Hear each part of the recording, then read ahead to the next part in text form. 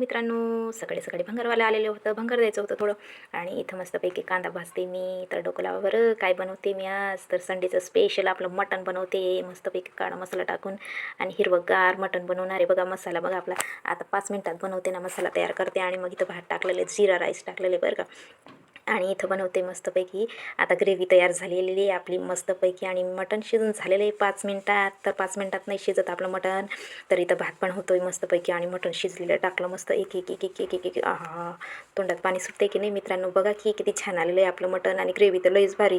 आणि इथं बघा कोथिंबीर टाकली आणि वरून. आणि लई भारी दिसते बरं का. बडबड बडबड असं मस्तपैकी बडबडतं आहे. आणि मग नंतरून चालली आम्ही बाहेर. तर कुठं जात असेल तर आमचा किराणा बागे होता घ्यायचा.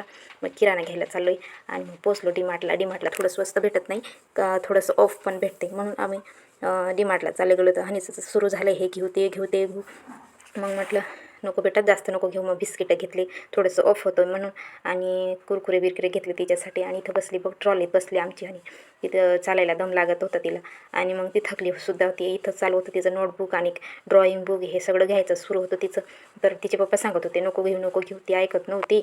आणि मग एक एक एक एक एक एक करून इथं काय जे काही दिसलं ते उचलत होते. लहान चिल्ले पिल्ले बी सगळे काय काय उचलत होते. डीमार्टला गेलं की लहान पोरांची तर लयच मजा येते बरं का. काय